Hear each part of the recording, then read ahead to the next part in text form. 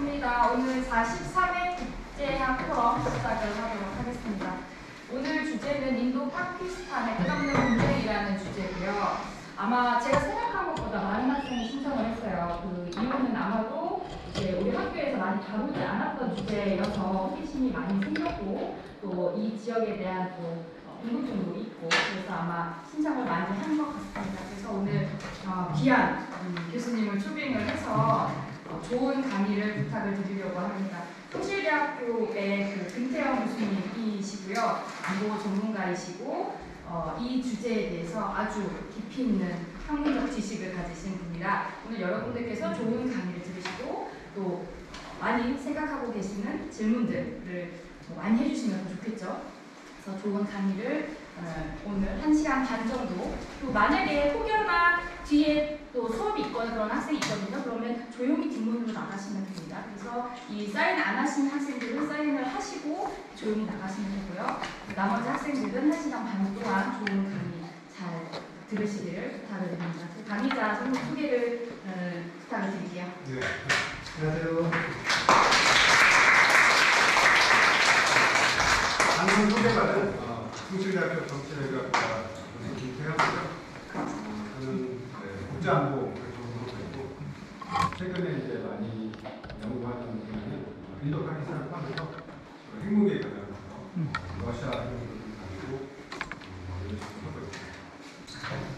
이게 이제 오늘 인도 아대륙에 대해서 인디안 서브컨티넨탈에게는 지역의 시도이고 보시면 인도가 이렇게까지가 다 인도고 파키스탄은 이렇게 예전에는 이게 다 하나의 정치체라고 보통 이제 인디안 서브컨티넨탈 인도 아래로 이렇게 추격을 했었죠. 근데 최근이라고 하면 2차 대전 끝나고 나서 1947년 그때 양국이 분할 독립하면서 이렇게 갈라졌는데 그거 전에 목차를 잠깐 말씀을 드리면 일단 역사적 배경, 특히 가장 중요한 것은 왜 오랫동안 수백 년, 수천 년 동안 같이 살아왔던 사람들이 어느 날 갑자기 굉장히 파괴적인 그리고 엄청난 희생을 동반한 분할될 수밖에 없었는지 그거를 좀 간략하게 보며 그 다음에 그리고 이제 왜 인도와 파키스탄은 핵무기를 개발했는지 양국이 다 핵무기 개발 보유 국가잖아요. 그거를 좀 말씀드리고 그리고 그 이후에 핵무기를 보유하니까 1998년 양국 핵실험을 하면서 핵무기 보유이 되는데 그 이후에 양국의 핵 전략이라든지 기본적인 안보 정책이 어떻게 변했는지를 보고 그리고 이제 최근에 있었던 이게 여러분들 잘 못 들어보셨을 텐데 이게 사실은 굉장히 심각한 사건이었어요. 위기가 상당히 고조됐었고 그랬었는데 그거에 대해서 잠깐 말씀드리고 우리도 한반도에서 핵무기라는 걸 이제 지고 살고 있는데 지금 그거에 대해서 한의가 좀 뭔지 고민해보는 걸 말씀을 드리면서 마치도록 하겠습니다. 인도 아대륙은 굉장히 엄청난 역사를 갖고 있죠. 우리가 흔히 알고 있는 세계 4대 문명, 이제 인더스 문명, 지금의 이제 파키스탄 지역인데 인더스강 지역의 기원전 2600년 정도부터 이미 굉장히 발달된 도시 계획이 잘 구획된 상하수도 다 있었던 그런 것들이 있었다고 해요. 그래서 그 이후에도 이 인더스 문명 자체는 굉장히 좀 의아하게 갑자기 사라지다시피 했는데 그 이후에도 인도 아대륙에서는 상당한 수준의 문화와 예술, 건축 이런 것들이 뽑혔었죠. 보면 인도 아대륙은 그야말로 자랑할 만한 찬란한 문화유산을 갖고 있고 천년 동안 이어져온 그것들을 분명히 갖고 있고 그리고 이제 인도 아대륙을 얘기할 때 가장 많이 얘기하는 것 중에 하나가 다양성이에요. 디버시티를 얘기하거든요. 그러니까 종교적 다양성. 우리가 흔히 인도 하면은 힌두인들은 물론 많지만 거기에 이제 무슬림들도 많이 있고 거기에 크리스천들도 적잖게 있어요. 거기다가 불교의 또 원산지긴 하죠. 불교 신자가 그렇게 많지는 않지만 있고 자이나교라든지 종교적으로도 다양하고 또 민족적으로도 부족적으로도 굉장히 다양해요. 그리고 언어적으로도 다양하고 그러니까 저기 인도에 가면 각 지역 사람들이 서로 못 알아듣는데 워낙 말이 다르고 그리고 보기에도 굉장히 다른 사람들이 많아요. 그러니까 이런 다양성이 인도 사람들은, 인도 아대에 있는 사람들은 되게 자랑스럽게 하는, 이게 어떤 분열이라든지 어떤 분란에, 지금은 안타깝게도 그런 소지가 좀 많이 되는 원인이 되기도 하지만, 사실은 이것 때문에, 이런 것 때문에, 이런 다양성 때문에 인도 아대를 굉장히 풍성하게 만들고 굉장히 좀 어떻게 보면 축복된 땅으로 만들었다고 인도 사람들에게 자랑스러워하는 것이죠. 그리고 이제 그 인도 아대를 보면 되게 땅덩이 넓잖아요. 굉장히 넓은데 그래서 인도 아대를 보통 중국하고 비교를 많이 해요. 지금도 인도 중국 비교 많이 하죠. 인구도 지금 인도가 중국 추월했다고 해요. 여러 면에서 경제 성장이라든지 이런 면에서 인도 중국을 많이 비교를 하는데 실제로 인도 중국이 그렇게 교류가 많지는 않아요. 왜냐하면 히말라야 산맥이 가로막혀 있기 때문에. 하지만 좀 제한적이지만 중요한 교류도 있었죠. 불교라든지 이런 것들이 전해지기도 했고.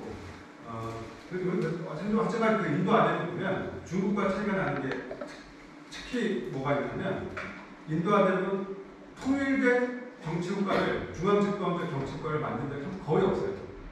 중국 같은 경우는 거의 그렇게 성장이 나왔죠.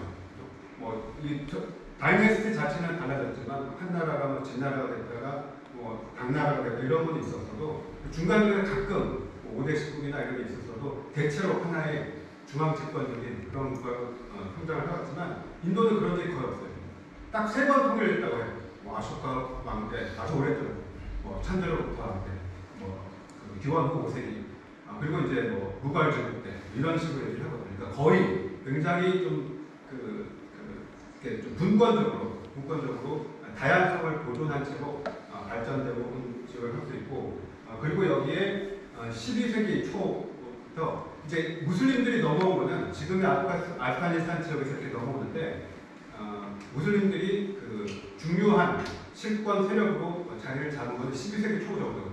그때 이제 인도 아대국의 정치적 중심지는 데칸 공원 북쪽이거든요. 그러니까 지금의 뉴델리지 그쪽에 델리 술탄 시대를 연면서 12세기 이후에 굉장히 중요한 정치 세력으로 자리를 잡았고, 그 이후로는 그 인도 아대국 전체에서 힌두 사람들하고 무슬림 사람들이 다양하게 같이 공존해야 되죠. 여기에 우리가 잘 알고 있는 무굴 제국, 그 타지마할 같은 그런 엄청난 문화적 관계가 안 됐던 무굴 제국이 인도 아대국 전체를 크게 통일을 하는데, 그게 이제 17세기 정도 돼요. 16세기 말 17세기 정도 되거든요. 그때 무굴 제국도 물론 무슬림들이 그 지배계급인데 대체로 통합하는 식으로, 그러니까 배제하고 이런 건 아니고 뭐 지배계급이긴 하지만 힌두인들이 뭐 마음 놓고 종교를 프랙티스하고 이런 거는 반영을 별로 하지 않았다, 그런 식으로 생각하죠. 근데 이제 유럽 열강들이 들어오죠. 유럽 열강들이 들어오는 게 15세기, 16세기 정도부터 포르투갈이 시작을 하죠. 포르투갈이 이제 아프리카 대륙 서쪽으로 내려와서 희망봉을 돌아서 아시아로 이제 진출하는데, 그 포르투갈인 다음에 들어온 사람들이 네덜란드 다음에 들어온 사람들이 영국하고 프랑스 들어오거든요. 그래서 그 인도 아대국에도 그 1601년도에 이미 영국이 지금 보면 굉장히 조그만 규모지만 동인도 회사를 설립을 해요. 지금의 캘커타 지역에 1601년도에 설립을 하고, 그때부터 서서히 그 인도인들도 잘 모르게 서서히 잠식을 해들어가요. 식민지를 시켜요. 그래서 이게 그 지도인데 처음에 여기서 시작을 해요.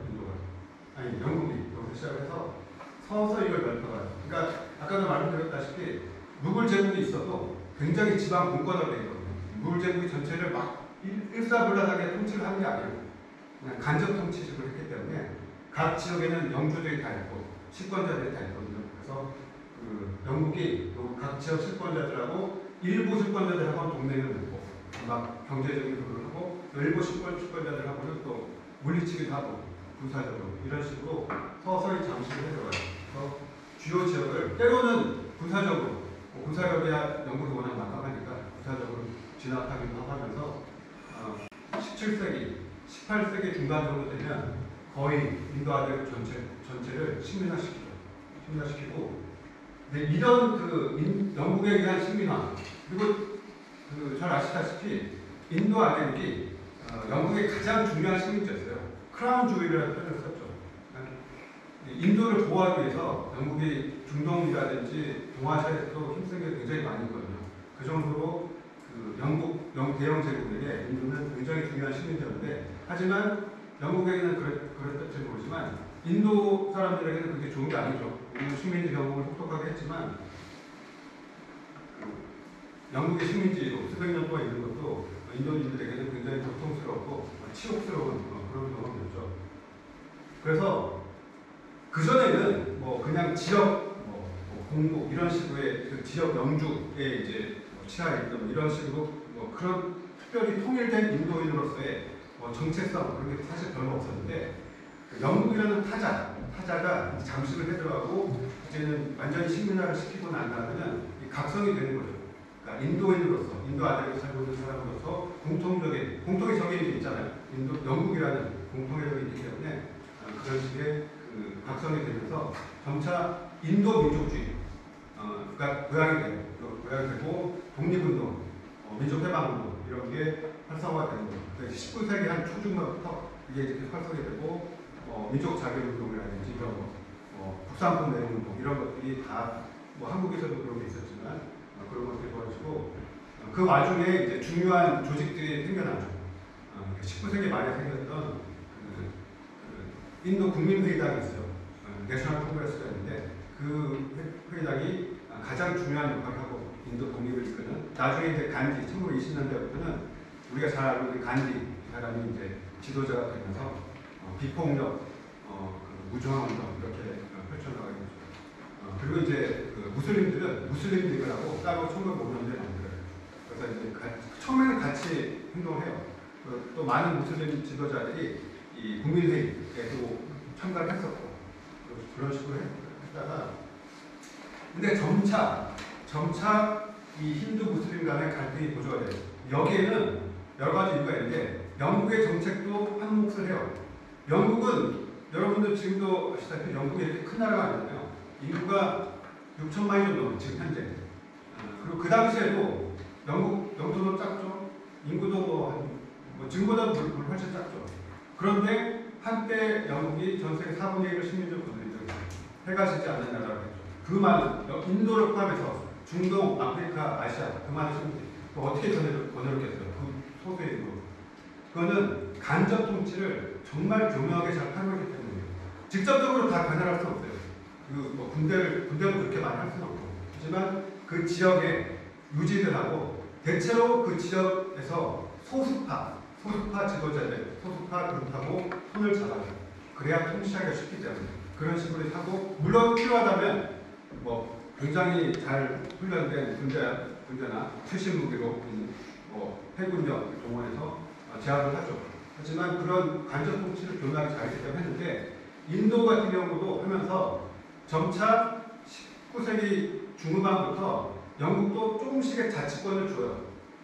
인도인들에게 워낙 저항이 심하고 하니까 자치권을 조금씩 주는데, 그 와중에 굉장히 분할 정책을 쓰죠. 디바이드 앤 룰이라고 해요. 디바이드 앤 룰.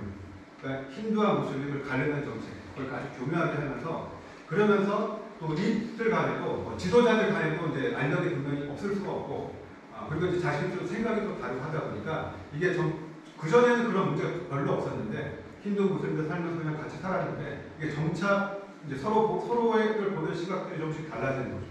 그리고 이제 이 민족주의가 고양되는 와중에 간디나 네हरू 같은 그런 지도자들은 인도인 전체, 종교나 인종을 다 뛰어넘는 카스트라는 제도를 다 뛰어넘는 인도인 전체의 민족주의, 그리고 독립 이런 걸 보내지만, 그 중에는 그 인도인들 중에서는 힌두 민족주의를 또 부러지는 사람들이 있었어요.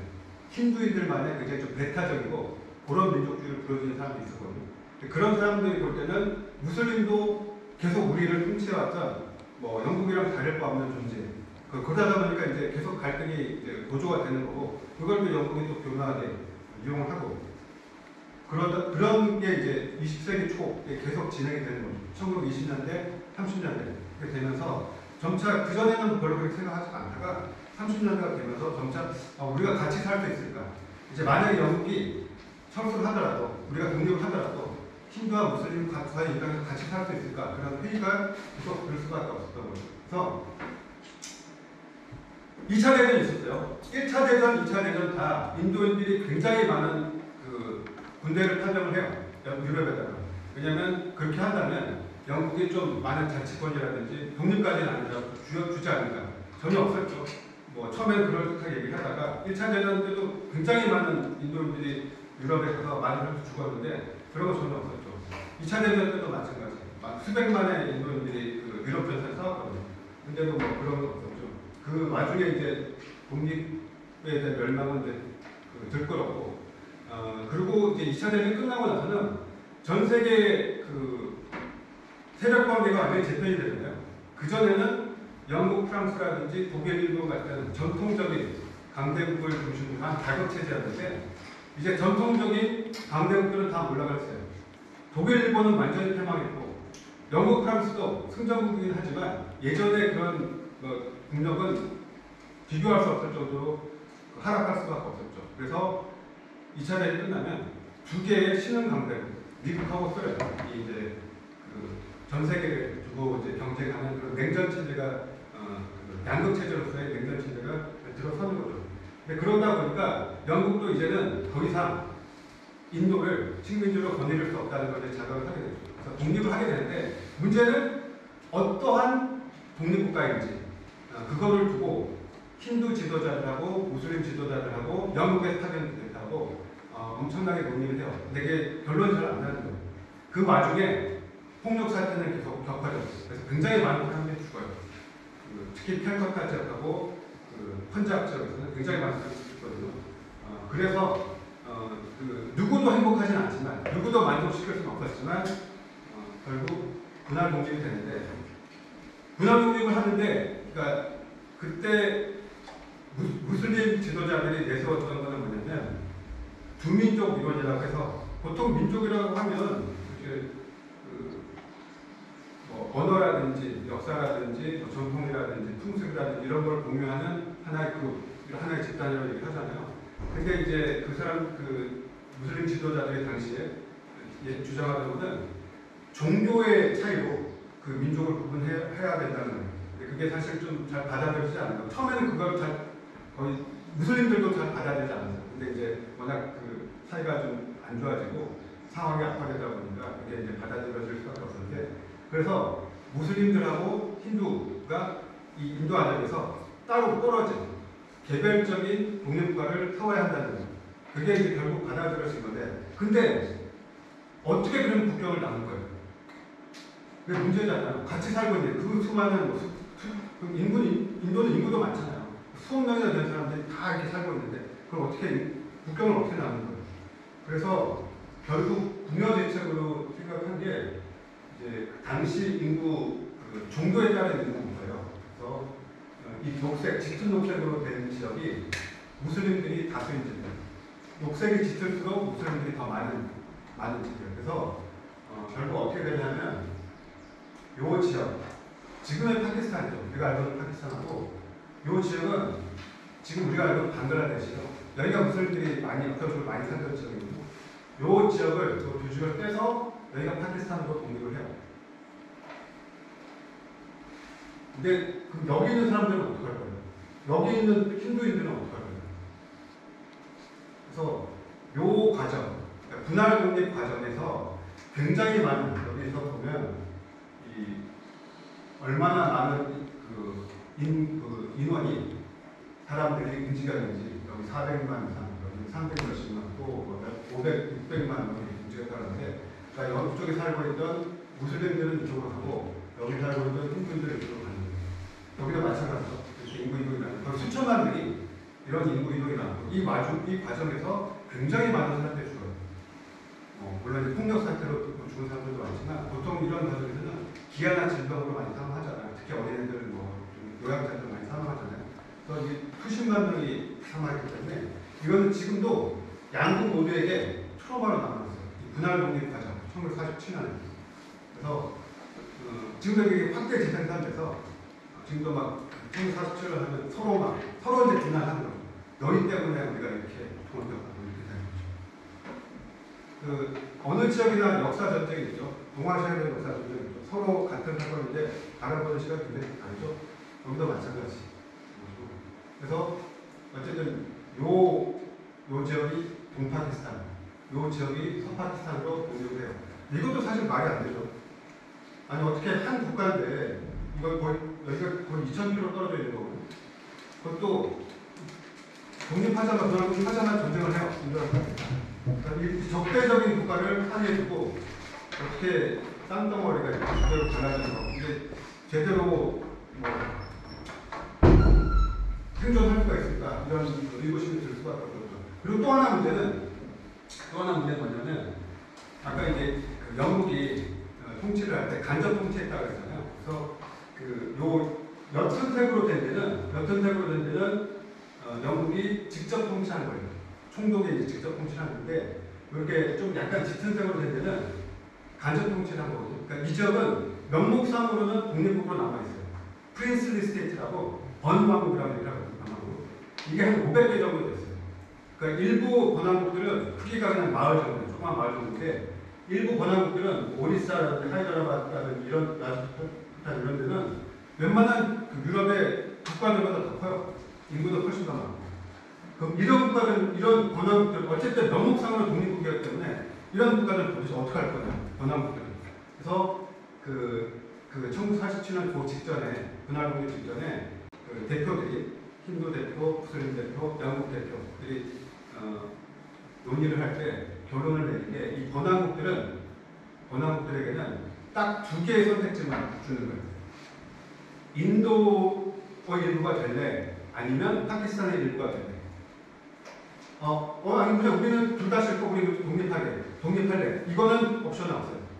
왜냐면 만약에 이게 원하는 대로 독립을 다 시키면 이거는 발칸화 된다고 그러죠. 발칸 지역이 역사적으로 굉장히 막 분할돼서 프래그멘테이션 돼갖고 분쟁이 하여튼 모든 분쟁이 거의 발칸 시작했다고 생각할 정도로 그렇게 될 가능성이 많다고 해서 이 국가들에게, 이 번왕국들에게 선택은 인도의 일부가 될지, 인도에 속할지, 파키스탄에 속할지, 그것만 선택이 어려집니다. 그래서 뭐 대부분의 지역에 있는 그 번왕국들은 인도의 일부가 되겠다고 했는데, 인도에 속하겠다 했는데, 일부 요런데 고야나 이런 데는 거부했어요. 그래서 인도가 나중에 군사적으로 합병했어요. 이런 데는. 그래서 그런 과정들이 있죠. 그게 이제 아주 막 험난하지는 않았어요. 굉장히 많이 죽고 그러지는 않았지만 그런 과정이 있어요. 근데 가장 문제가 됐던 여기예요. 가장 문제가 됐던 지역은 여기고 캐시미르고, 캐시미르를 보면 이게 꽤 커요. 한반도보다도 큰 지역이에요. 꽤 크고, 그리고 전략적으로 굉장히 요충지죠. 인도, 파키스탄, 그리고 중국과 맞닿아 있는 지역이에요. 캐시미르. 그런데 이 캐시미르 같은 경우는 지도자는 한국인이고, 하리스미라는 한국인이고, 근데 대부분의 주민들은 무슬림들이었어요. 무슬림들이니까, 근데 하리스미 이 사람은 나는 그냥 독립하겠다. 독립을 유지하겠다. 나는 인도도 싫고, 나의 지위를 잃는 거잖아요. 어쨌든 누구에 속하게 되는지. 그래서 독립을 하겠다라고 이제 주장을 했는데, 1947년 분할 독립했어요. 되고 나니까, 이제 여기 사는 일부 강경한 주민들이, 무슬림계 주민들이 들고 일어난 거예요.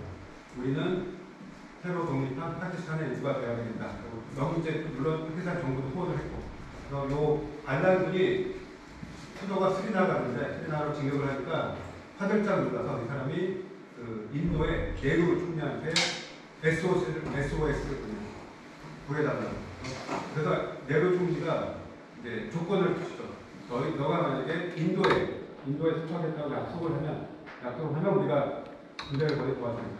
그래서 약속을 해요. 사인을 해요. 그래서 네루 총리가 인도군을 보내요. 이게 바로 첫 번째 인도 파키스탄 전쟁이에요. 캐시미르를 둘러싸고. 그러니까 거의 독립하자마자 바로 인도 파키스탄 간에 전쟁이 있었어요. 이게 처음에는 왔다 갔다 하다가 금방 이제 더 이상의 진전이 없이 됐고, 그리고 이제 유엔도 창설된 지 얼마 안 됐죠. 유엔이 이제 개입을 해서 이제 휴전을 하고. 그러니까 캐시미르는 이렇게 분리된 채로 날아왔어요. 이게 캐시미르인데 요 아래에 약간 황토색 같은 거는 잠부의 캐시미르 쪽은 인도 통치 캐시미르고, 요 녹색 지역은 파키스탄의 캐시미르예요.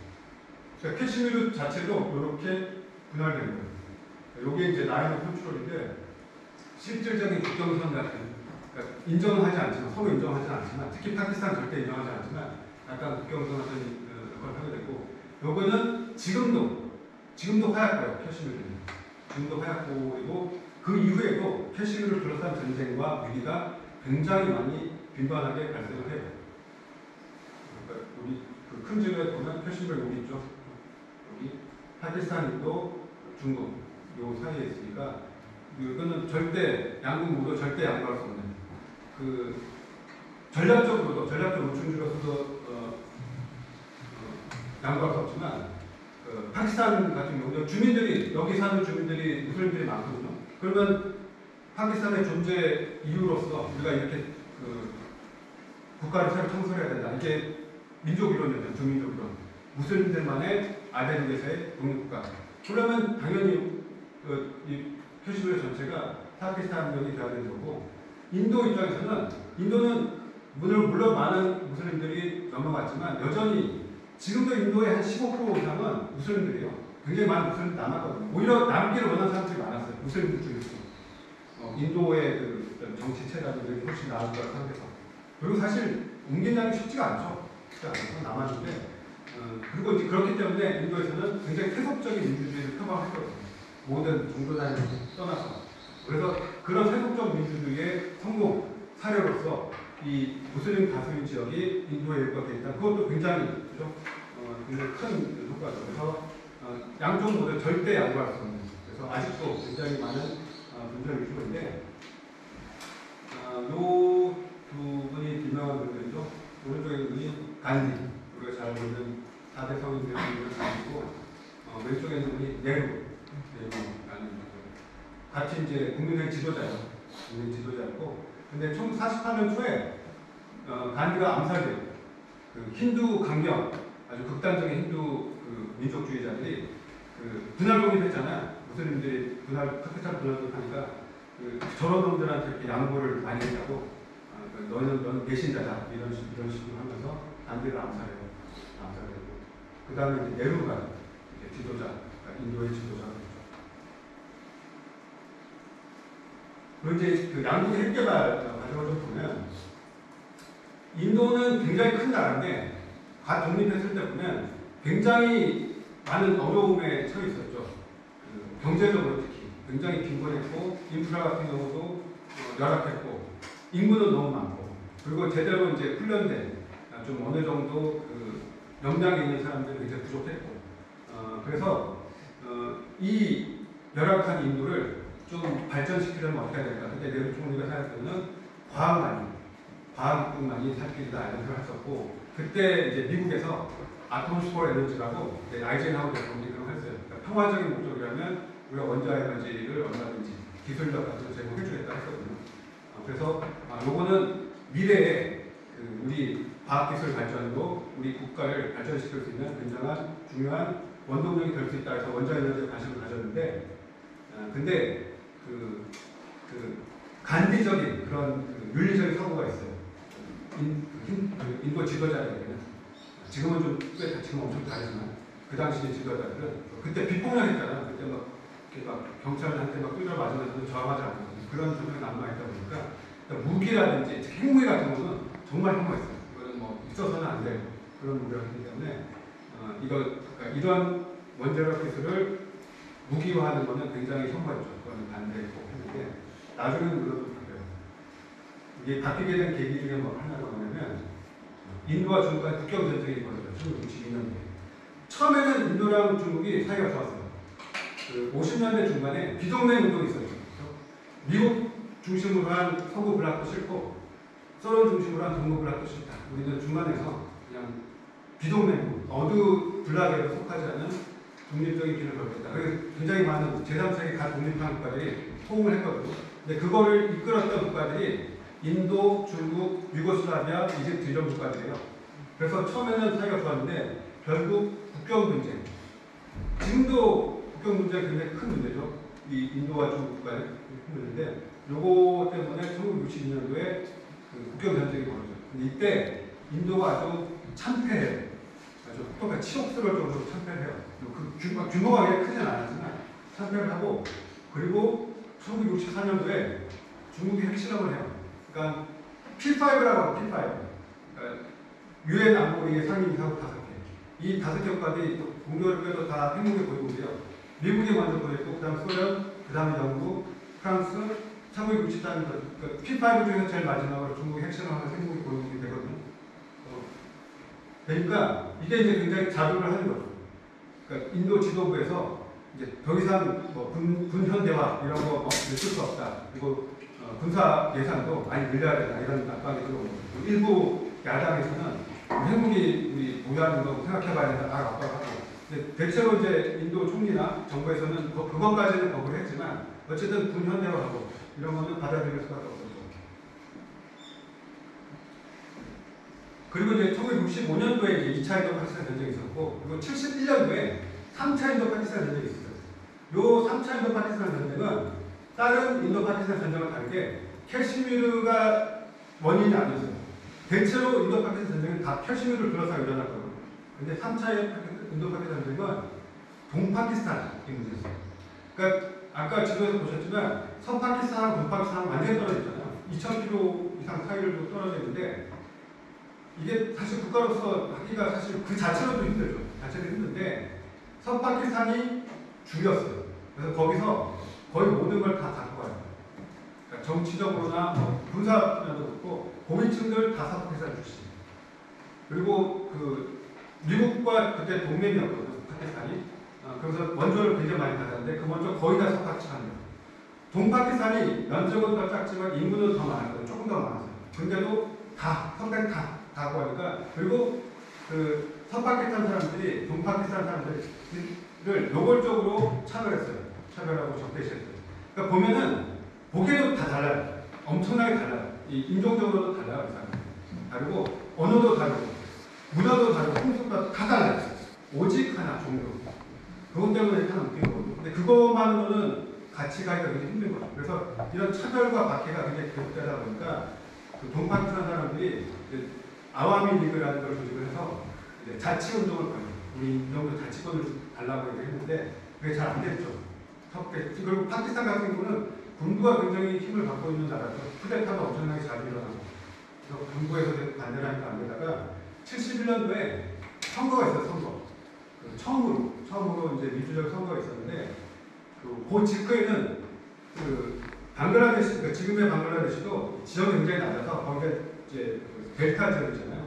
근데 이제 사이클론 같이 태풍이 오면은 굉장히 큰 적이 범람이죠. 굉장히 많은 사람들이 힘든데, 그때도 선거 직전에 큰 사이클론이 닥쳐서 거의 수십만 명이 사망을 해요. 근데도 서파키스탄에서 뭐 구호라는 이런 거 안 하는 거예요. 뭐 안 그래도 불만이 막 그득한데 그럴까지 겹치니까 선거에서 예산을 주었고, 동파키스탄에 이제 있던 아와미 리그가 그 아와미 리그가 나온 그 동파키스탄 의석수를 다 선거해요. 그래서 서파키스탄에서 승리한 그 PPP라고 그러죠. 그 정당이 있는데 그 정당보다도 더 많은 의석을 차지를 해요. 근데 의원 내각제니까, 원래 의원 내각제는 다수석을 차지한 정당이 내각을 조직하잖아요. 총리가 나오고. 그렇게 하는데 당연히 서파키스탄은 그걸 인정할 수가 없는 거죠. 인정할 수가 없어서 그 협상을 했다가 결렬되니까 여기서는 동파키스탄에는 총파업하고 사람들이 들고 일어나죠. 서파키스탄에서는 군대를 보내서 굉장히 똑똑하게 진압해요. 그래서 동파키스탄, 그러니까 지금의 방글라데시 사람들은 그걸 아직도 제노사이드라고 불러요. 그 정도로 똑똑하게 정말 많은 사람들이 희생이 많고. 근데 그러다 보니까 동파키스탄의 많은 사람들이 그걸 피해서 난민이 돼서 이웃한 인도로 넘어갔어요. 인도로 넘어갔는데 그 숫자가 한때는 1000만 명 이상 됐어요. 근데 그 당시 인도도 경제적으로, 정치적으로 사정이 굉장히 안 좋았거든요. 그러니까 그 많은 난민을 받을 만한 여유가 없는 거예요. 그래서 인도 정부가 이참에 그 파키스탄을 격파해서 동파키스탄을 따로 독립시키자라고 이제 생각한 거예요. 그래서 그거를 실행에 옮겨서 3차 인도 파키스탄 전쟁이 일어났고, 인도군이 쉽게 승리를 해서 동파키스탄이 방글라데시로 독립을 해요. 서파키스탄과. 그리고 요때 강대국들이 나름 큰 역할을 해요. 미국은 당연히 굉장히 크게 개입했고, 그때 이제 파키스탄 편을 많이 들어줬지만 실제로는 도움을 크게 주지 못했어요. 있고, 그리고 그때가 그 미국이 중국과 관계 개선을 하려고 할 때요.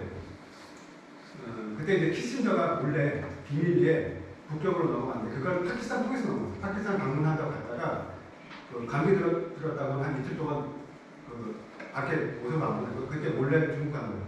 그러니까 그만큼 파키스탄에서는 미국을 위해서 도와줬는데 미국이 그때 말로는 많이 도와주려고 했어요. 키신저랑 닉슨 대통령이. 근데 실제로는 뭘 못했어요. 워낙 그 반대가 심해서 미국의 반대 신호를 못하는 그러니까 파키스탄 굉장히 배신감을 느꼈죠. 그리고 그 인도 같은 경우는 그 직전에 전쟁하기 직전에 어떻게든 강대국의 뭐 이걸 보호를 승낙을 받아야 되잖아요. 미국은 반대했어요. 중국도 반대했어요. 그래서 소련으로 가요. 그래서 인도는 소련하고 우호적을 되죠. 그러니까 소련이 그 뒤를 받쳐주니까 마음 놓고 파키스탄 전쟁을 할 수 있었죠. 그래서 그 강대국 간에 이것도 얽힌 게 있는데, 근데 그거를 보고 그 당시 그 인도의 그 인디라 간디 총리가 이거를 좀 아니다 싶은 거예요. 이게 아직도 이런 강대국이 우리의 그 미래를, 우리의 운명을 결정하는 거에 대해서 좀 의미가 아니고 여러 가지 또 과학자들도 좀 압박이고 해서 우리도 할 수 있다는 걸 보여주기 위해서 그때 이제 기술적인 차곡차곡 싸운 게 있거든요. 그래서 74년도에 핵실험을 해요. 핵실험 가능한데 이제 그 말로는 통화적인 핵실험이라고 얘기해요. 사실 이게 통화적이라고 할 수는 없죠. 어쨌든 그것도 자점면도 스마일링이다, 미소 짓는 부처라는 좀 어울리지 않는 그런 말을 하는데 이렇게 됐고. 그리고 파키스탄 같은 경우는 비슷하죠. 항상 인도와의 적대하고 굉장히 경쟁하는 대결하던 사이였으니까 인도가 뭘 하는 거네 파키스탄은 직접적으로. 그리고 파키스탄이 뭘 하던 인도는 또 그런 영향을 받을 수가 없었죠. 아까 얘기했듯이 1947년, 48년도에 1차 인도 파키스탄 전쟁이 있어요. 그때도 파키스탄은 우리가 쉽게 캐시미르를 차지할 거라 생각했는데 못했죠. 못했다가 1965년도에 또 파키스탄이 다시 도발해요. 우리가 지금 쳐들어가면 그 인도령 캐시미르 사람들이 우리를 땀수를 들고 방해줄 것이다. 그리고 인도군을 다 힘을 합쳐서 몰아낼 것이다 했는데 들어갔는데 아무도 그런 일 없었죠. 그래서 어쨌든 생각보다 이게 전쟁이 커졌어요. 확대돼서 근데 결국 아무런 성과 없이 양국보다 아무런 성과 없이 굉장히 많은 희생이 있었지만 끝났어요. 이때도 파키스탄 경우에는 미국하고 중국이 꽤 도와줄 거라고 기대를 했어요. 근데 도와주지 않았거든요. 사실 그때 그 린든 존슨 대통령이 있을 때 미국은 그때 베트남 때문에 여력이 없었고 베트남도 그때 막 빠질 때잖아요. 여력이 없었고 그러니까 막 그만두라고 압박하고 그러니까 그때 이제 파키스탄이 미국에 대해서 다시 한번 과연 믿어도 되는 동맹인가 그런 생각을 했죠. 그러다가 그쯤에 60년대 중반에 그 안에서 내부에서 핵무기를 우리도 보유해야 되지 않냐 이런 논쟁이 좀 있었어요. 논쟁이 있어서 그 당시 외무장관 했던 줄피카르 알베 부토라는 사람이 있어요. 부토라는 총리가 그 내신과의 인터뷰에서 이런 얘기를 해요. 만약에 인도가 핵무기를 개발한다면, 핵무기를 보유한다면 우리는 파키스탄 국민들이 모두 풀을 먹는 한이 있더라도 핵무기를 반드시 보유해야 된다. 1인 그레스 이런 표현을 그런 표현을 쓸 정도로 근데 그 당시 정부에서는 다수는 반대했어요. 이거는 핵무기를 보유하는 게 득보다 실이 많다. 이렇게 반대를 했어요. 그랬는데 아까 얘기했던 3차 인도 파키스탄 전쟁이 있었죠. 그래서 동파키스탄이 떨어져 나왔어요. 그러니까 인구의 반 이상이 떨어져 나왔어요. 상당한 연구가 인구의 반 이상을 잃은 거예요. 그러니까 파키스탄 입장에서는 인도 놈들 때문에 잃은 거잖아요. 이런 취업, 이런 구역, 이거는 뭐 더 이상 감내할 수가 없는 거고. 하지만 또 확실한 것은 인도가 뭘 봐도 훨씬 앞서 있어요. 훨씬 강해요. 인구도 훨씬 많죠. 경제력도 훨씬 크죠. 군사력도 뭐 군비나 이런 부분이 훨씬 크죠. 그러니까 재래식 전력으로는 인도에게 대적할 수가 없어요. 그건 확실히 뭐 부족적이지만 뭐 받아들일 수밖에 없는 거죠. 그래서 또다시 이런 치욕을 당하지 않으려면 우리에게 남은 거는 하나밖에 없다. 핵무기밖에 없다라고 얘기합니다. 그리고 만약에 미국이라도 그나마 좀 믿고 있던 미국이라도 우리를 좀 도와줬으면 그런 생각 안 할지도 모르는데 미국이 또 배신당했잖아. 그러니까 파키스탄 입장에서는 65년도에도 배신당했다고 느꼈는데 70년은 더더욱 그 위급한 시기에 미국은 말만 막 립 서비스만 하고 실제로 한번 파키스탄에서 그런 거죠. 그래서 이제는 믿을 놈도 아무도 없고 결국 우리 힘으로 지키려면 핵무기 개발밖에 없다. 그래서 핵 개발에 이제 매진하게 되고 이제부터는 그거 없어요.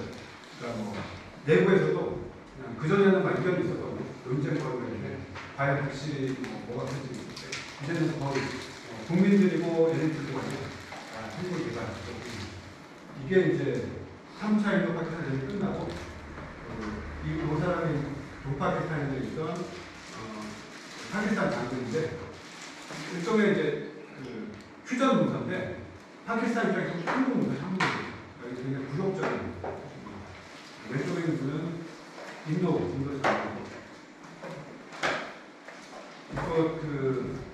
요 1971년 3차 인도 파키스탄 전쟁 끝나고 요거를 마무리하기 위해서 조약을 했는데 심나 조약이라고 했는데 이때 참석했던 아까 얘기했던 지금은 총리예요.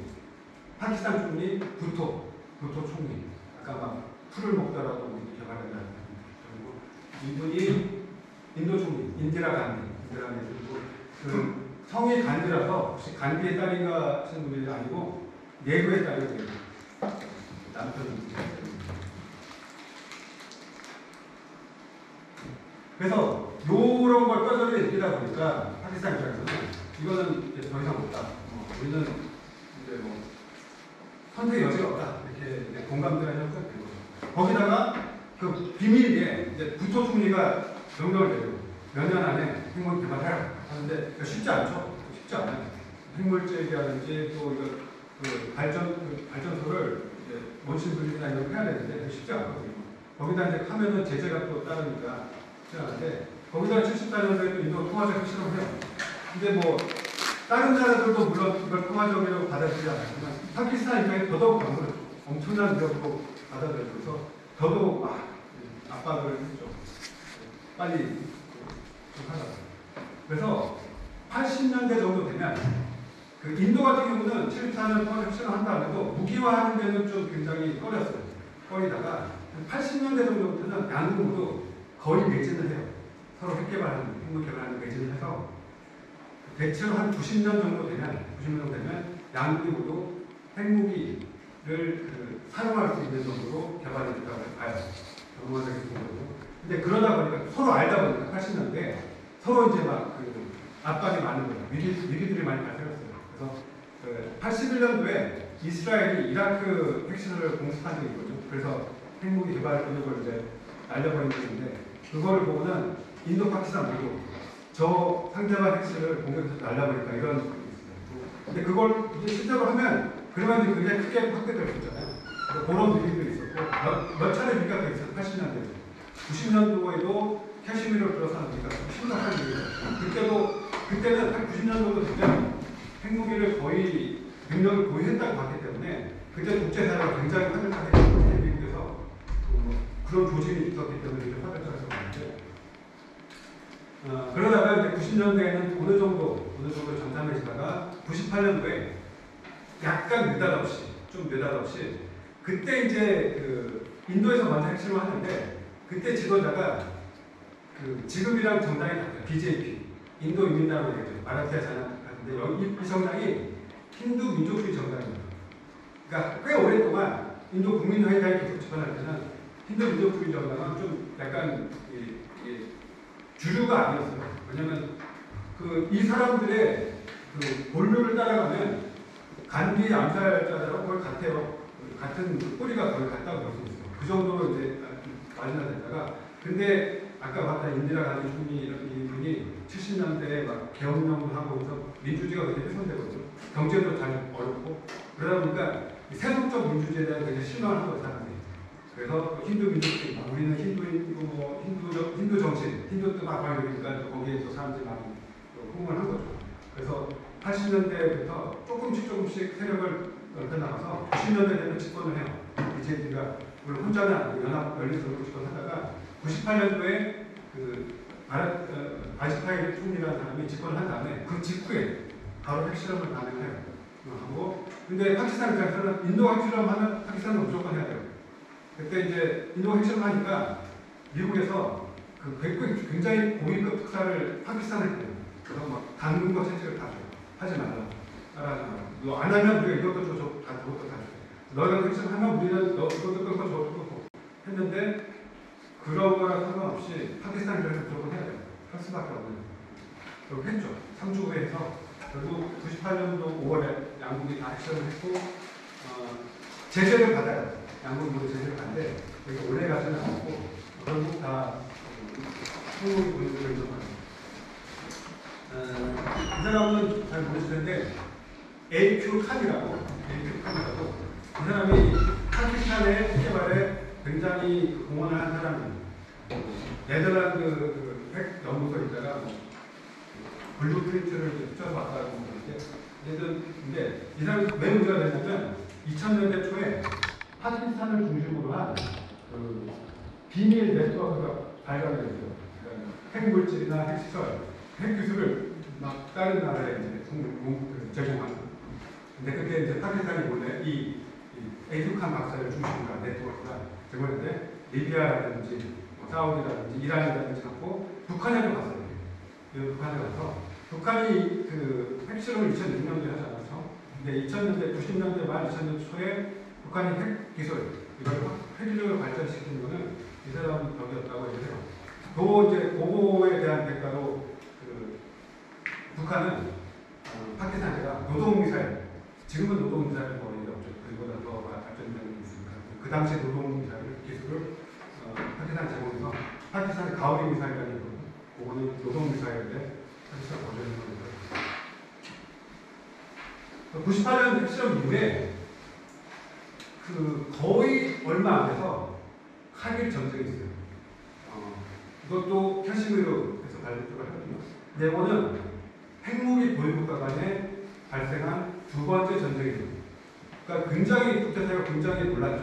이거 어떻게 해야 되나 했죠. 첫 번째 전쟁은 핵무기 보유국간에 발생한 첫 번째 전쟁은 1969년도에 중국과 소련 간에 발생한 국경 전쟁이에요. 그게 첫 번째 전쟁이에요. 그때도 핵무기가 있었어요. 서로가 핵무기 사용하는 거 아니고 이때도 굉장히 국가가 놀랐죠. 왜냐면 이게 또 잘못된 확전되면 핵무기 사용까지 확전되면 어떡하나. 그래서 있었고, 요거 위기를 통제하기 위해서 어떻게 해야 되나. 양국이 먼저 노력을 했고, 그리고 이제 미국이 굉장히 강력하게 개입을 했어요. 당시 클린턴 대통령이 막 파키스탄 총리 불러가고 막 의림장을 하고 막 그래서 이제 어쨌든 더 이상 가지는 않고 이제 무마가 됐는데 핵무기를 일단 보여하면 이 핵무기의 우리 안보에서 역할이 뭔지 그리고 이거를 어떤 식으로 활용할 건지 그러니까 활용한다는 것도 어떤 식으로 활용하겠다고 위협을 할 건지 대상이 있잖아요. 대상 국가가 위협을 해야 하는 대상 국가가 있잖아요. 거기다가 어떻게 의름장을 가할 건지 그리고 핵무기 어떤 투발수단으로 어떤 식으로 몇 개나 이런 걸 개발해서 대체해야 될 건지 이런 걸 생각해야 되거든요. 그래서 인도 같은 경우는 신뢰적 최소라고 크레딧을 믿는 거죠. 그러니까 숫자는 그렇게 많지 않더라도 확실하게 보복할 수 있다는 걸 보여주면 상대방은 우리가 공격할 수 없겠죠. 그런 거. 이거는 이제 인도만 갖고 있었던 거 아니고 프랑스 같은 경우도 이런 걸 했었고 중국도 이런 식의 핵 독재를 갖고 있었어요. 그리고 인도 같은 경우 핵선제 보세요. 얘는 핵무기를 절대 먼저 사용하지 않아요. 상대방 핵무기 사용 다음에는 우리는 응징한 대중에 사용하니까 지금 핵무기 보유국이 9개 국가인데 NFU, No First Use 요거를 선언한 국가는 딱 2개 있어요. 인도가 있고 또 하나 누군지 아세요? 어느 나라인지?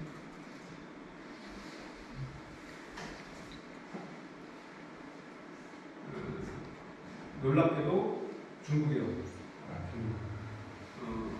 미국이나 이런 국가는 이걸 인정 안 해요.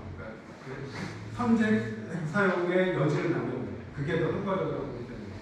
근데 이제 문제는 인도가 이렇게 공헌을 했지만 파키스탄은 믿지 않아요.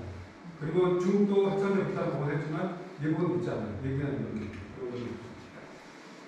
그리고 이제 이런 그러니까 먼저 보복을 가지면 확실하게 보복하겠다.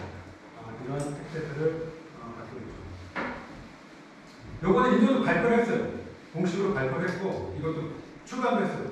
정부 문서로서 출간해서 우리는 국제적으로 이제 처음에 이제 99년도에 나왔고 2003년도에 다시 개정했는데 거의 비슷하게 지금도 공식적으로 이렇게 하고 있습니다.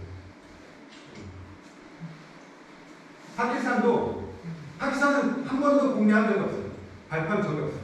근데 이제 전문가들이 똑같은 인도와 비슷한 거다라는 보고 있는 거고 처음에는 한 파키스탄 그 군부 입장은 한 60, 70개면 될 거다라고 했었고 핵선제 부산 어찌 거고요. 왜냐하면 의도적으로 핵 선제 사용의 여지를 남겨놔야 이렇게 모호하게 해놔야 억제력이 배가된다라고 보기 때문에 이렇게 이제 해놨고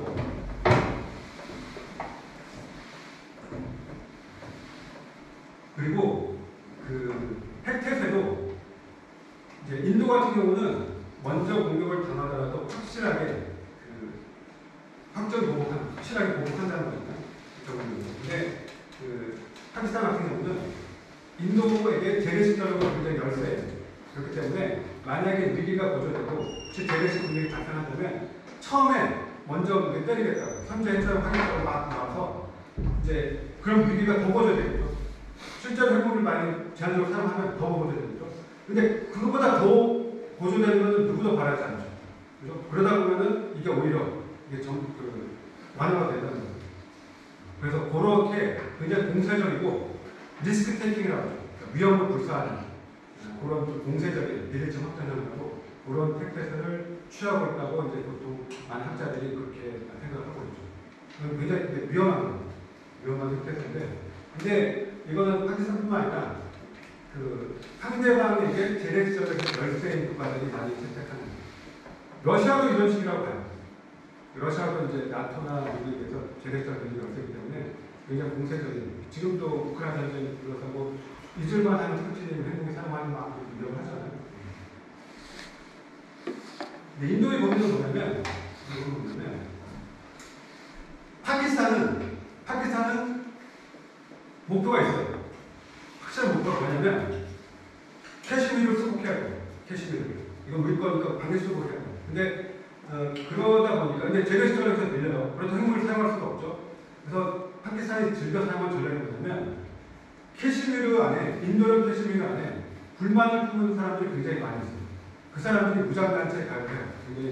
우리가 테러 집단을 얘기하는 무장단체에 가입해요. 그 사람들을 활용해서 인도에 대한 테러 공격을 하는 거예요. 그러니까 인도洋캐시미르나 아니면 인도 전 자체에서 인도해요. 그럼으로써 이제 계속 공세를 유지한다는 거죠. 근데 이렇게 공격을 하면 인도 입장에서는 알거든요. 이게 이 집단이 파키스탄의 후원을 받은 거, 훈련도 받았고, 뭐 자금도 받고 이거 아는데 그렇다고 파키스탄을 응징을 하자니 이건 좀 곤란한 거예요. 그리고 거기다 이제 파키스탄은 이제 핵무기도 갖췄으니까 공격할 때 어느 수위로 할지 이게 이제 굉장히 모호해지는 거죠. 좀 힘들어지는 거죠.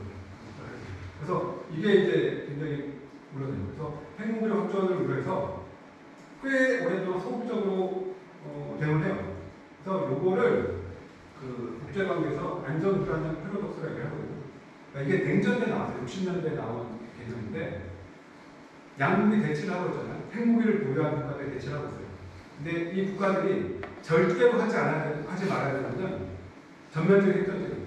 이거는 다 끝나버려요. 그냥 다 끝나버려요. 그러니까 전면적 핵전쟁은 절대로 안 돼요.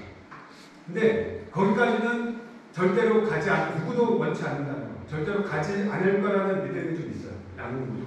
그러면 밑에 재래식 제한적인 도발이라는 분쟁은 오히려 더 일어날 수 있는 거예요. 왜냐하면 그렇게 해도 내가 막 도발을 해요. 그러니까 핵무기를 갖고 있어서 내가 이렇게 제한적으로 도발해요.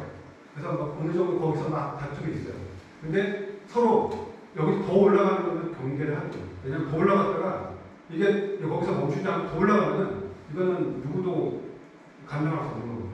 그래서 오히려 이 전략 단계에서의 안정성 때문에 안정성 물자에서 요 아래 단계에서는 오히려 불안정성, 오히려 분쟁이 더 고조될 수 있다는 게 있어요.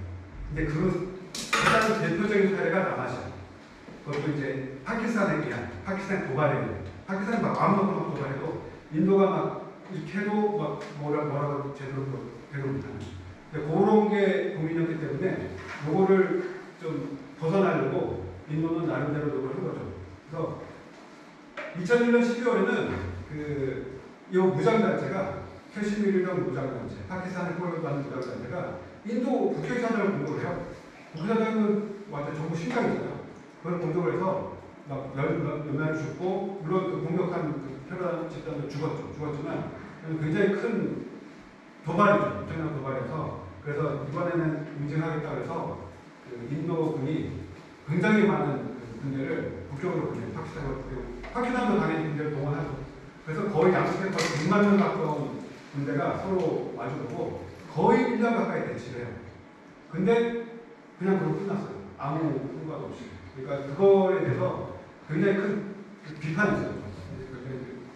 잘하는 우리가 아직 이렇게밖에 안 되냐. 그래서 나온 게 콜드 스타트라는 건데, 콜드 스타트 도트린이 인도가 채택한 거예요. 만약에 또 그런 도발이 있으면 우리는 잘 풀렸는데 신속한 기동문으로, 소규모 기동문으로 파키스탄 영내 한 45km 안에 신속한 기동으로 딱 때리고 이제 한 72시간 안에 다시 철수하는 그런 거를 상정을 한 거예요. 이게 콜드 스타트인데, 하지만 그 문바이 테러가 영화 포스터 보여드렸는데 2008년에 있었거든요. 문바이라는 인도에서 제일 큰 도시예요. 금융의 중심지고. 이걸 테러 10명이, 테러 집단 10명이 이거를 거의 며칠 동안 거의 마비시키다시피 했어요. 사람도 많이 죽고. 근데 그 이후에, 그 직후에 이제 이걸 생각을 했어요. 인도적으로. 그래서 콜드 스타트를 할까 했는데 준비도 안 돼 있고, 여러 것을 못했어요. 그리고 이제 핵전력은 당연히 남한으로 나왔고, 이게 만약에 콜드 스타트가 실제로 발동한다면 8개 이제 독립된 여단이, 기갑 여단이 이 지역에 신속하게 들어가서 짧게 딱 때리고 이제 나오는 요거를 상정을 한 거죠. 근데 이게 파키스탄 입장에서는 굉장히 곤란한 거예요. 이거를 막을 수가 없어요. 파키스탄은 안 그래도 제재 시설을 뒤떨어지는 부분에서 만약 인도가 작정을 이렇게 하면 막을 수가 없거든요. 그래서 대응한 게 전범의 억제. 그 전까지는 그냥 신뢰적 최소업제입니다. 전범의 억제가 뭐냐면 전략 단계, 전술 단계, 작전 단계. 그리고 그거는 제대식 전력에 대한 공격도 포함하는 거예요. 이것도 억제하겠다.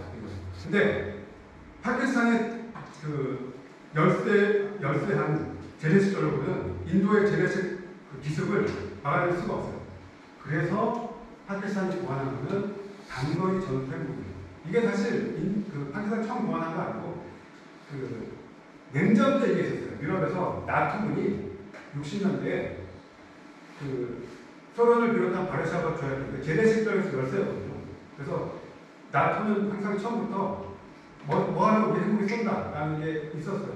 핵도트린이 있었고, 그거를 계속 소련에 계속 시그널을 줬죠. 우리는 핵무기 준비됐고 뭐 하면 쏜다고 얘기했고, 요거를 좀 본다는 거예요. 그래서 만약에 인도군이 우세한 제대식으로 들어오면 우리는 단거리 전술핵을 쏜다. 그러니까 핵무기 선제사령을 불사하겠다라고 위험한 거죠. 그래서 배치한 게 2011년도에 시험 발사한 나스르라는 무기예요. 나스르라는 미사일인데 이게 사정거리 60km 정도. 그러니까 굉장히 짧죠.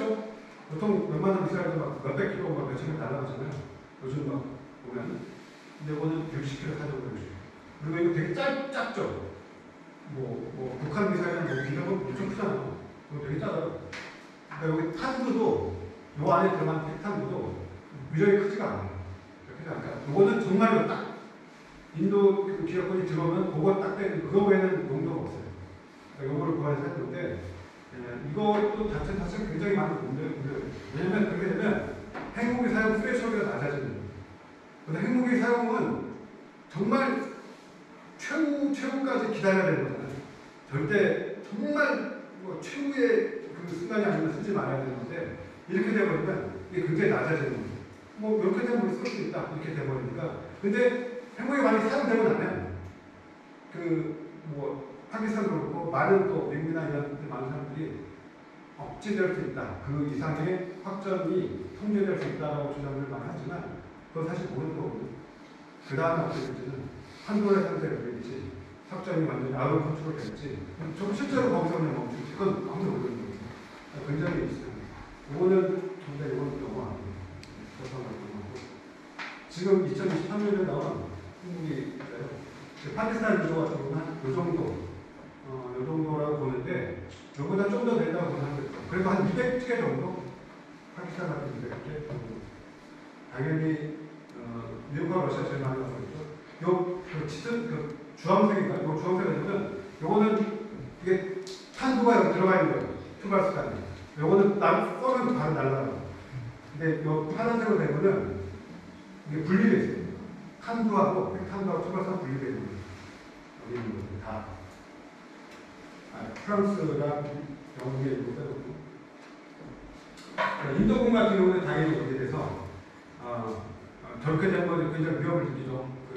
파키스탄이 그 정도로 스트레스를 낮춰버리기 때문에 그래서 핵선제 불사용을 수정할까 이런 움직임이 있다고 해요.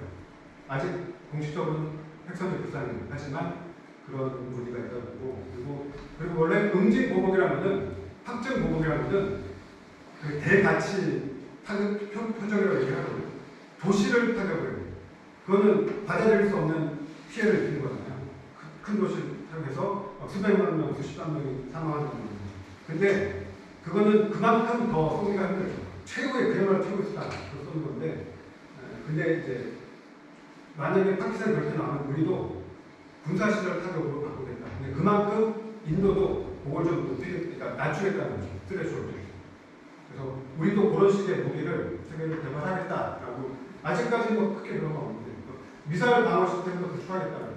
이 미사일 방어라는 게 이게 참 애매한 건데 영국은 방어인데 이게 그거를 설치를 해놓으면 상대방은 어떻게 생각하냐면 이 국가가 그러니까 상대방은 그러니까 내가 먼저 1차 공격을 해서 그 상대방 핵 능력을 최대한 무력화하고 그 상대방이 보복을 하려고 할 때 우리의 미사일 방어망으로 그거를 다 보복하는 걸 다 막겠다라고 보는 거고 뭐 실제는 뭐 그렇다 일이 사실 별로 없지만 근데 핵무기 보유국가는 그렇게 생각을 해요. 그래서 미사일 방어가 구축이 되면 상대방의 보복 공격 능력을 굉장히 저하시키는 거라고 해요. 그래서 이게 좀 위험하다고 많이 봐요. 이게 안정성을 오히려 낮추는 무기 체계라고도 많이 봐요. 우리 지금 사드 같은 거 놓는 것도 우리는 방어 체계 뭐 이렇게 보는데 중국 사실 중국 대상으로 한 것도 아니지만 이제 그 상대방 그렇게 보는 거예요. 이거는 뭐 중국뿐만 아니라 대체 많이 국가가 그렇게 봐요. 그리고 이제 미사일 발사 시간 단축 이것도 이제 단축 노력을 한다는 게 쏘고 난 다음에 확실하면 보복하는 게 아니라 론추원 워닝이라고 있어요. 냉전 때 이제 미국과 소련을 이렇게 해놨는데 이게 쏴서 이게 다음에 보통은 타겟이 상대방의 미사일이에요. 상대방의 핵능력이에요. 그걸 타겟으로 못하거든요. 그래서 상대방 미사일을 쏴서 오는 게 보여요. 오는 게 보이는데 그걸 기다리면 우리의 핵 보복 능력이 없어지는 거잖아요. 없어질 수 있는 거잖아요. 그채로 우리도 그렇게 타겟을 하고 있거든요. 그러니까 론치하면은 떨어지기 전에 쏘는 거예요. 월밍이 들어오면 바로 쏘는 거예요. 떨어지기 전에. 근데 그렇다는 거는 그 대통령이나 최고 지도자가 그거를 결정해야 이게 진짜인지. 그래서 사실 냉전 때도 이게 기계 오작동이 컴퓨터가 이게 잘못돼서 레이더로는 막 날아오는 거예요. 실제로는 아닌데. 그건 굉장히 많았어요. 굉장히 많았는데 아찔한 순간들이 우리가 잘 모르는 굉장히 많거든요. 근데 그 순간에 불과 몇 분, 10분, 이런 순간에 대통령이 결정해야 돼요. 이거 보복할지, 누를지. 만약에 뭐 진짜다 해서 눌렀는데 안 해주면 어떻게 해요? 그게 이제 굉장히 이게 시간 단축이 될수록 압박이 더 세지는 거죠. 한 30분, 1시간 정도 되면 그나마 좀 나은데 한 5분밖에 시간이 없다. 그러면 그동안에 어떻게 해요? 그 압박감을. 이거 만약에 맞는데 안 누르면 그것도 안 되고 근데 아닌데 누르면 그것도 안 되잖아요. 그 압박감을 어떻게 해요? 그런 게 이제 위험한 건데 그러니까 이게 양국이 모두 굉장히 좀 위험한 쪽으로 공세적으로 이렇게 가고 있는 거죠. 핵태세라든지 핵무기 배치라든지 핵전략 같은 게 그러니까 파키스탄은 당연히 여기에 대해서 우리도 선제 공격할 가능성이 있다고 그리고 이제 이게 전술핵 무기가 위험한 것 중에 뭐냐면 전술핵 무기가 그러니까 그런 아까 제네식 전력에 대해서 효과적으로 공격을 할 수 있으려면 그 지역 사령관한테 위임이 돼야 돼요. 핵무기를 발사할 수 있는 권한이 위임이 돼요. 근데 만약 위임이 되면 그거에 대한 억제라고 생각받을 수 있어요. 왜냐하면 상대방도 저 지역 사령관이 위임을 받았으니까 바로 쏠 수 있겠다. 그러면 좀 더 억제가 될 수도 있지만 또 한 측면에서는 그만큼 그 사고에 의한 그러니까 원치 않는 아니면 오작동에 의한 그렇게 발사될 가능성도 그만큼 올라가는 거예요.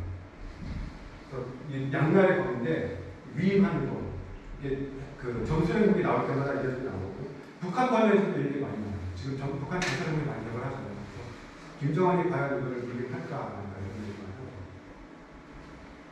그리고 이제 핵사용 위계점 더 낮추겠다. 아까도 안 그래도 스레쇼들이 많이 낮아졌잖아요. 더 낮추겠다고 알려주셨습니다. 아까 얘기했던 그 영화인데 혹시 영화 보셔도 우리 굉장히 훌륭한 거예요. 2008년도 그 테러를 포스가 여기 슬라이드가 그래서 그 요런 시나리오가 그 많은 전문가들이 이렇게 의뢰를 해요. 그러니까 지금 파키스탄 확실히 목표가 있죠. 캐시미르 다 시작되는 목표가 있고 인도는 지금은 더 강압적으로 통치하고 있어요. 더 강압적으로. 그러니까 파키스탄 카시미르 주민들의 불만 더 고조되고 그러니까 젊은 친구들이 또 가입한단 말이에요. 유학단을 시작해서 공격을 해요. 그러면 인도가 여기에 또 발끈해서 이제 콜베트 차를 만약에 진짜로 발동을 해요. 그러면 파키스탄이 아까 봤던 나스 미사를 진짜 쏴버려요. 그러면 그 다음에 벌어질 거는 굉장히 끔찍한 정말 시도를 벌일 수 있는. 그래서 기본적으로 그 지금 인도 파키스탄 가면 위기 안정성, 위기 안정성이라는 게 위기에서도 먼저 쏠려는 유인이 없으면 안정적이라고 봐요. 근데 위기는 언제든지 발생할 수 있잖아요. 한반도에서 위기가 언제든지 발생하는데 위기 시에 우리가 늦기 전에 우리가 먼저 발사해야 되겠다. 이런 유인이 크다면 그거는 안정성이 굉장히 낮은 거예요. 그건 위험한 거거든요. 그래서 지금 상황이 인도 파키스탄 비교에 굉장히 낮다고 봐요. 전반적인 전략적 안정성이 굉장히 낮아지고 그리고 그러다 보니까 군비 경쟁도 서로 간에 핵무기랑 무기 투발 수단을 늘리는 군비 경쟁을 심화하고 있고 이건 이제 풀라마 얘기인데 지금 시간이 많이 걸리고 오늘 빨리 2010년 2월에 또 이런 식의 공격이 있었어요. 테러 공격이 있어서 이때 이제 모디 총리가 이거를 너무 안 이거를 다 보셨더라고요. 공군기를 동원해서 공습을 해요. 근데 공군기를 동원하면은 71년 3차 인도 파키스탄 전쟁 이거 처음이에요. 그리고 공군기를 동원하고 공습한 것도 보통 이제 인도가 반격을 하면 파키스탄형 캐시미르를 반격을 하거든요. 근데 왜냐면 어쨌든 캐시미르입니다. 근데 이때는 그것도 아니고 그냥 파키스탄 여기가 파키스탄형 캐시미르인데 여기가 아니라 아예 캐시미르 아예 파키스탄의 표적을 타격을 해요. 국경하고도 이제 떨어지죠. 여기 이슬라마바드가 파키스탄 수도인데 여기서 얼마 떨어지지 않는 그런 곳인데 실제로는 효과가 없었어요. 그냥 뭐 인도 언론에서는 뭐 무장단체 캠프를 뭐 공격해서 뭐 수천 명이 사망을 했는데 실제로는 그냥 5만 명은 떨어졌다고 해요. 근데 어쨌든 요 상황도 파키스탄도 당연히 반격을 했어요. 그래서 최초로 3차 인도 파키스탄 전쟁 처음으로 공중전까지 벌여서 그 인도 공군이 하나 격추돼서 조종사가 다행히 죽지는 않았고 파키스탄에 잡혔다가 이제 다음날 풀어났는데 그 과정에서 어쨌든 의도적으로 확전했어요. 양국으로. 누가 봐도 의도적으로 확전한다는 걸 알 수 있도록 확전했고 근데 여기에 대해서 많은 전문가 이거 다음에 많이 구상을 했잖아요. 왜 일이 벌어졌고 어떤 일이 벌어졌는지 구상을 했는데 많은 전문가들이 얘기해서 에스컬레이션 컨트롤 모스가 있다. 운이 좋았기 때문에 여기 조금만 딱딱 잘못했어도 정말 큰일 날 뻔했을까라고 많이 얘기해요. 이제 요 사건 직후에 파키스탄이 내셔널 커맨드 어사리티가 핵무기를 관할하는 기구예요. 최고 통치 기구예요. 핵무기를 하는. 이걸 소집했다는 것을 일부러 언론에 흘려요. 일부러 언론에 흘리면서 유노바이오인스 뭐를 하려고 했다라고 미안하지만 소집됐거든 위너마이드 무슨 뜻인지 알겠는데 하고 인도 같은 경우도 모디 총재 그때 총선이 얼마 남지 않았고 캠페인을 막 하고 있었어요. 선거운동 하면서 이제 만약에 조종사가 빨리 돌아오지 않으면 우리는 미사일을 막 쏜다 이렇게 교육을 했었죠. 뭐 그랬었는데 그거는 그냥 넘어가죠. 근데 또 트럼프가 그때 때문에 더 문제가 됐었죠. 트럼프가 중재를 할 생각을 강하고 근데 어쨌든 인도 입장에서는 그게 굉장히 강하게 나갔잖아요. 실제 선거는 아무도 없었어도 이게 굉장히 또 프로파간다가 되었었죠. 그래서 물론 그거가 결정적인 건 아니겠지만 인도가 총선에 승리해요. 모디 총리가 압승을 해요. 총선에서. 그러니까 더 기고만장해서 이제 캐시미르 지위를 완전히 바꿔버려요.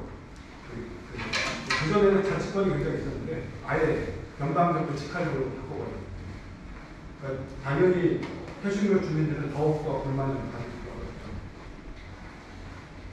근데 이제 앞으로도 이런 위기에서 발전하는 굉장히 높은데 문제는 이 양국 지도자들이 과연 제대로 된 교훈을 얻었을지.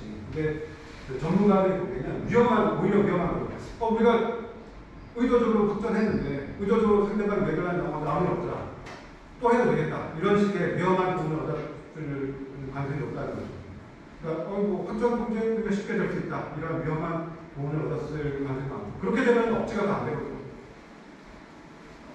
그리고 이제 그렇게 된다면 억지가 힘들어지면 전쟁이 벌어질 때 과연 어떻게 중시시킬 수 있을지 그것도 굉장히 힘들어질 수밖에 없고 그 모디 같은 경우는 강경하게 아주 초강력을 대처해서 정치적인 성과가 있었잖아요. 총선에 승리하고. 그러니까 앞으로 또 이게 벌어지면 더 강경하게 대응할 수밖에 없는 그런 정치적 압박감을 느낄 수밖에 없는 거죠. 그러면 상황이 더 굉장히 악화될 수 있고. 그리고 이제 파키스탄 입장에서도 인도가 뭐 말을 저렇게 하면서 했지만 뭐 아무 피해를 보는 게 거의 없어요. 그러다 보니까 뭐 인도가 저는 우리도 뭐 나가지 이렇게 되는 거예요. 그래서 요 표현 많이 쓰거든요. 에스컬레이트 비에스컬. 아까 비대칭 확전형 얘기할 때는 나왔지만 위기가 고조될 때 먼저 세게 나가는 거예요. 핵무기 사용을 불사할 정도로 세게 나가서 실제 제한적 핵무기 사용하든지 그것까지 나가면 오히려 그 이상을 더 가지 않고 왜냐하면 지금 그 이상 더 가면 큰일 나기 때문에 양국이 모두 이렇게 하면 그걸 에스컬레이트, 디에스컬레이트라고 하거든요.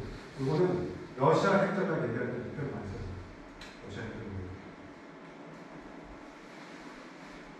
그래서 다음에 만약에 또 이런 일이 벌어진다면 이게 제대로 될 수 있을지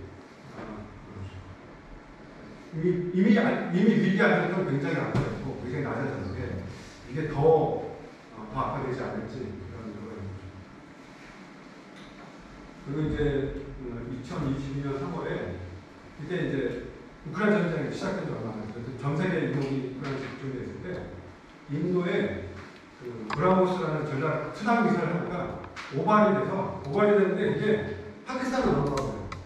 오발이 됐는데 이거는 핵무기를 갖고 대체하는 국가, 적대적인 국가 사이에 있을 수 없는 일이에요. 만약에 대체하고 있는데 전략 순항 미사를 넘어오면 이거는 그냥 반격해야 되는 거예요. 근데 거기까지 가지 않았는데 어쨌든 그게 뭐 처음에 발표하고 뭐 메인테넌스 하고 있다가 기술적 오류로 넘어갔다 하는데 좀 그랬죠. 다행히 미사일의 탄두는 없었고 타상자는 없었고 했는데 이거는 핵무기 보유국이 대체하고 다른 핵무기 보유국이 미사일을 발사한 거의 첫 번째 사례. 중국 소련만도 있었다가 뭐 얘기하는 사람들이 있는데 거의 그러니까 있을 수 없는 문제예요. 있어서는 안 되는 문제예요. 이게 브라모스입니다. 순항미사일. 이제 파키스탄이 이렇게 하고 있는데 요거 직후에 미사일이 과연 왜 오발이 됐는지 파키스탄은 지금도 오발됐다는 걸 믿지 않아요.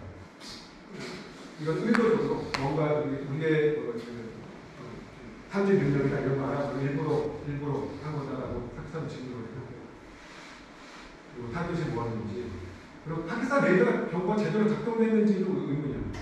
근데 그것도 사실 문제죠. 그거는 파키스탄 입장에서는 문제지만 그거는 인도 입장에서는 문제예요. 서로 간에 그거를 잘 탐지를 해야 하는데 그리고 또 하나 문제는 양국간 하단이 있거든요. 핫라인이 99년도 카일 전쟁 때도 그게 유용하게 사용이 됐어요. 전쟁하는 과정에서. 근데 이때는 인도 정부가 공지를 안 했어요. 보통 딱 만약에 뭐가 좀 되면 바로 공지를 해줘요. 아, 지금 너 레이더에 뭐가 잡힐 텐데 그거 절대 뭐 놀라지 마. 이거는 무작정 잡힌 거니까 이건 우리 절대 그런 건 아니다. 바로 얘기해 줬는데 얘기 안 했고 파키스탄 정부에서 24시간 후에 이런 불쾌한 일이 있었다고 얘기했고 인도 정부에서 48시간 후에 이 사건 말에 48시간 후에 뭐 그런 일이 있었던가 보다 뭐 이런 식으로 얘기를 해요. 그러니까 그것도 정말 문제예요. 이렇게 한다는 거는 잘 이해가 안 되는데 그리고 이제 그거는 인도 핵무장 시대에 과연 안전하게 관리되는지 그리고 유사한 사건이 재발될 때 위기 안전성 문제 이건 남북이 골라가는 건데 이제 앞으로도 이런 것들은 계속 있을 것 같고 지금 상황은 별로 좋지는 않아요. 다행히 양국 간의 그런 충돌은 다행히 지금까지 없었지만 이건 정말 언제든지 알 수 있거든요. 다시 이런 문제들 그리고 지금은 뭐 코로나도 있고 전쟁 때문에 더 상황이 좀 안 좋잖아요. 여기도 뭐 한반도 좀 얘기가 되면 안 돼. 위기에서 이런 거 한반도 뭐 인도 그렇게 하고 나서 누구에게나 해당되는 건데 위기는 언제든지 발생할 수 있어요. 근데 위기에서 올바른 돈을 얻어서 다음 위기가 발생하지 않는지 다음에 비슷한 위기가 발생하더라도 빨리 해소될 게 또 하는 게 굉장히 중요한데 과연 그럴 수 있을지 그러니까 위기에서 올바른 돈을 얻는 건 정말 힘들어요. 우리도 그렇고 그러니까 그럴 때 낙관을 가는 건 굉장히 위험한 거죠. 특히 그런 거 확전이 통제될 수 있을 것이다. 지금 뭐 우리도 그렇고 한국 우리가 하고 있는 전략들에서도 제가 볼 때는 좀 그런 식으로 우려되는 부분이 좀 있고요. 그리고 의지를 과시하는 건 좋은데 만약에 뭐 도발이 있으면 응징해야 돼요. 당연히 응징해야 되는데 그거를 의지를 과시한다고 해서 이제 넘어가면 그거 효과와 무관하게 오히려 부작용을 더 줄 수도 있거든요. 그리고 이거는 좀 배우게 됩니다. 컨피던스 빌딩 메저라고 하죠. 신뢰를 주듯이. 이것도 굉장히 중요해요. 이게 지금은 이제 사회 분위기가 안 좋으니까 미국과 러시아 간에 대해서 쉽지 않아요. 미국과 중국 간에 더 힘들죠. 남북 간에도 힘들어요. 지금 분위기가 워낙 안 좋아서 이거 하자는 얘기 꺼내는 것조차도 힘든데 그렇지만 냉전 때도 미국과 소련이 가장 사이가 안 좋을 때 좀 했어요. 근데 통제하고 있어요. 그거는 필요해요. 어쨌든 핵 사용 같은 거는 나가야 되니까. 이제 이거는 인도 때문에 하는 건데 그런 걸 또 국내적으로 정치적으로 악용할 수 있습니다. 그런 거는 나가야 되는 거고. 그리고 또 하나 더 얘기하면 어떻게 되지만 요것도 이제 많이 나오죠. 파키스탄하고 북한하고 유사한들이 많이 해요. 제대 시점에서 압도적으로 앞서는 정부가 대체하고 있죠. 북한으로 파키스탄으로. 그리고 이제 전략적 정책이 짧고, 그리고 믿을 만한 강대국, 핵무산을 제공해줄 만한 강대국, 그래서 유사하다고 보는데, 그래서 파키스탄의 핵개발이나 대치, 핵전략, 핵독트리는 북한이 어느 정도 모방하는 게 아닌지 그런 것도 많이 나오죠. 최근에 특히 북한은 전술핵무기 개발하는 그리고 핵무력 범람하면서 어떻게 하겠다고 그런 것들이 그리고 이것도 좀 내놓고 얘기해야 좀 더 있는데 지금 시간이 많이 지체된 것 같아요. 마치도록 하고요.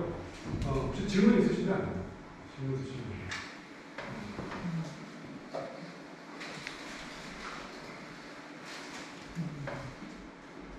네. 한국 핵전략이요? 한국에는 핵전략이 없죠. 우리나라는 핵무기 없습니다. 그러니까 북한의 핵에 대한 대응 전략은 있죠. 이거는 기본적으로 삼축 체계라고 해서 삼축 체계가 하나는 킬체인이라고 그러니까 북한의 핵무기 사용 조짐을 보면 미리 먼저 선제 타격 그게 거의 확실하다 싶으면 선제 타격하는 거고 선제 타격을 위해서 이걸 제대로 하려면 이거 탐지를 제대로 해야 되고요. 그래서 이제 군사용 위성이라는 정찰을 필요하고 그리고 그걸 타격 제대로 아예 아주 정확하게 타격할 만한 뭐 에이테스라든지 공공개서 기반 아니면 우리 항공미사일 대단히 필요하고 그리고 이제 두 번째가 한국형 미사일 방어.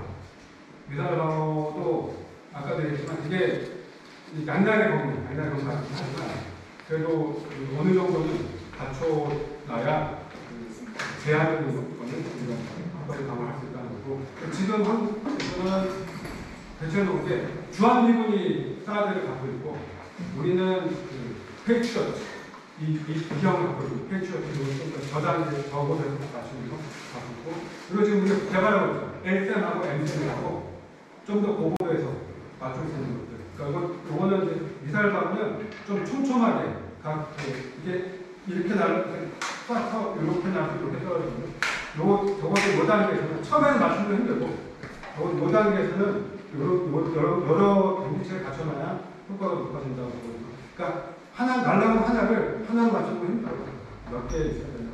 그리고 또 하나는 그 한국형 대량 운동이고 만약에 북한이 어떤 미션 도발을 한다면 우리는 그거보다 훨씬 더 원점 타격을 넘어서서 지휘를 하는 하겠다라는 건데 그게 좀 그러니까 충분히 나올 수 있고 오만할 때는 고육지책도 분명히 보이고 이해가 좀 되지만 그게 또 담고 있는 또 여러 가지 또 문제도 좀 있어요. 그래서 이거는 저는 계속 이제 한국에서 논쟁이 있어야 되고 생산적인 논쟁을 해서 조금씩 더 보완하고 이렇게 생각합니다.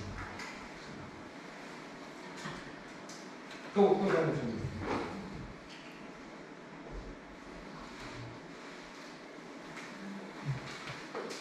여러분들 이게 어느 정도 생소한 주제였을 것 같은데 흥미롭게 좀 들을 소티를 갖고 나중에라도 관련해서 행동에 관해서 질문을 주시면 항의 질문하시는 분들이 이상으로 마치겠습니다.